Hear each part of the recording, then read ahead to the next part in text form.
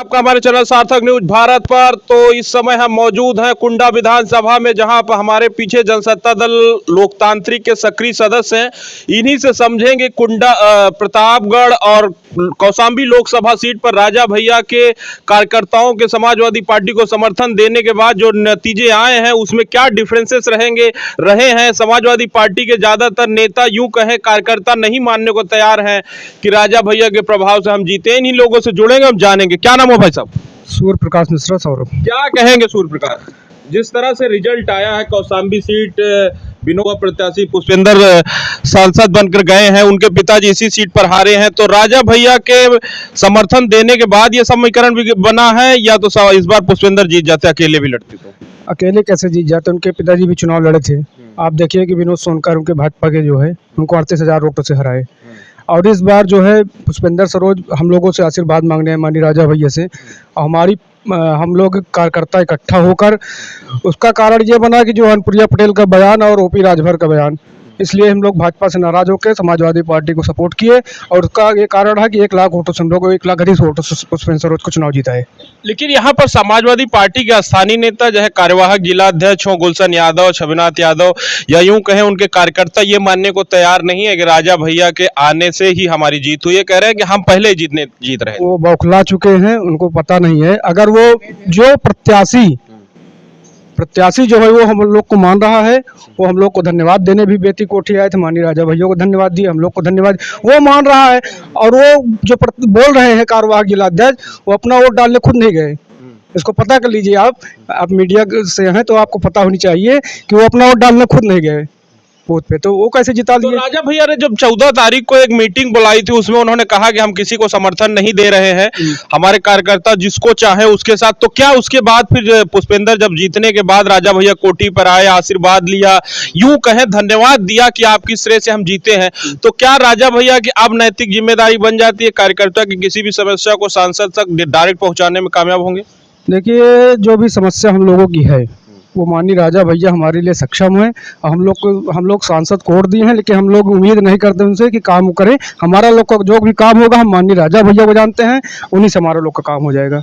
सांसद जी ठीक है, जब बड़ा कोई मुद्दा आएगा तो माननीय राजा भैया हमारे लिए, बस हमारे लिए नेता नहीं है। बस राजनीति में कहा जाता है कि सियासत में लिए गए हर फैसले सही नहीं होते हैं, तो राजा भैया ने जो हालिया फैसला लिया, कार्यकर्ताओं को छोड़ा, कार्यकर्ता समाजवादी पार्टी का जगह जगह प्रचार कर रहे थे, अपना बैनर और पोस्टर लगा रहे थे साथ में। क्या लग रहा है 27 लोक विधानसभा चुनाव समाजवादी पार्टी राजा भैया को सपोर्ट करेगी?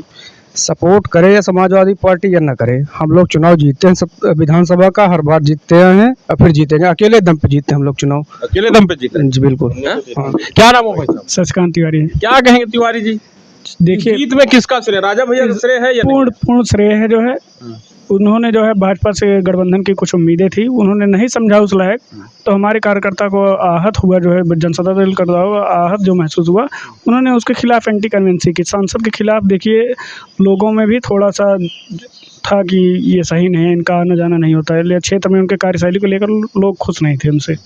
लेकिन एक बात कही जाती है कि राजा भैया हिंदूवादी नेता हैं, वो हमेशा से बीजेपी को सपोर्ट करते रहे हैं। और जिस तरह से समाजवादी पार्टी से दूरियां बनी 2022 चुनाव को लेकर, जब अखिलेश यादव ने भरे मन से कह दिया कि कुंडा में कुंडी लगा दीजिए, उसके बाद राजा भैया ने भी एक सभा में कहा कोई माई का लाल पैदा नहीं हुआ कि कुंडा में कुंडी लगा दे।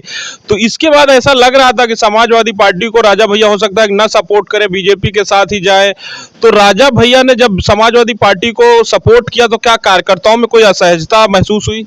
हमसे जब आपसे कुछ उम्मीद होगी तभी तो हम आपके पास जाएंगे। हम आपके पास लगे हुए हैं, आप उस वजूद का, हमारे वजूद को नहीं समझ रहे हैं, तो उसको वजूद अस्तित्व को समझाने के लिए कुछ ना कुछ तो समझौता तो इधर भी नहीं हुआ, समझौता नहीं हुआ है ना। लेकिन उनको ये तो महसूस हुआ कि हाँ इनके पास है, वो कार्यकर्ता हैं, इनके पास जनाधार है कि जिससे कि उनको बनाया और बिगाड़ा जा सकता है। एक तरह से राजा भैया ने अपनी ताकत का एहसास दिलाया। राजा भैया के कार्यकर्ताओं ने, राजा भैया का कोई निर्देश नहीं था, राजा भैया का साफ साफ निर्देश था कि आप लोग सक्षम हैं, जहां चाहे मत कर सकते हैं। तो उनके कार्यकर्ताओं को ये लगा कि अगर भाजपा ने इनके साथ गलत किया है तो उसका जवाब जनता ने दिया, उनकी पब्लिक, उनके वोटर्स ने दिया। क्या लगता है कि राजा भैया का पूर्वांचल की कितनी सीटों पर प्रभाव रहा जिससे बीजेपी हारी है? ज़्यादातर दिख रहा है, उसका असर इसके बताने के लिए कोई जरूरत नहीं है। ज़्यादातर सभी सीटों पर भाजपा को हार का सामना करना पड़ा, वो दिख रहा है। क्या नाम हो भाई साहब? प्रांजल त्रिपाठी। क्या कहेंगे त्रिपाठी जी, युवा है, क्या समझ रहे हैं इस बार? हम लोग युवा सांसद को इस समय भेजे हैं। सरकार किस तरह से काम कर रही है? युवाओं के लिए तो कोई काम नहीं कर रही सरकार, आप देख लीजिए, युवाओं के लिए कोई काम नहीं कर रही। प्रधानमंत्री पहली बैठक में ही प्रधानमंत्री किसान सम्मान निधि की योजना किस्त को लागू कर दिया और कह रहे हैं 3 करोड़ आवास देंगे। वही योगी सरकार तुरंत डाटा ला के उसके बाद कह रहे हैं युवाओं को रोजगार दिया जाए। कहाँ दे रहे हैं? आप देख तो रहे हैं, रोजगार आएगा मगर पेपर लीक हो जाता है। आप देख रहे हैं, इसके लिए कानून ला रहे हैं। देखा जाएगा, कानून आए तो चल जाए, बहुत बड़ी बात है। मगर सपा सरकार में जो रोजगार था वो भाजपा में नहीं है। हम लोग यही सोचते हैं, जो सपा में रोजगार था युवाओं के लिए वो भाजपा में नहीं है। तो क्या 2027 में बदलाव चाहते हैं आप? बिल्कुल बदलाव होना चाहिए, मगर मेरे राष्ट्रीय अध्यक्ष जो कहेंगे वो होगा। हमारे लिए माननीय राजा भैया सीएम है, विधायक सांसद सब माननीय राजा भैया हैं। हाँ। अच्छा, ये कुंडा के लोग राजा भैया को लेकर इतनी वफादारी क्यों दिखाते हैं? हमारे भैया कुछ काम करते हैं?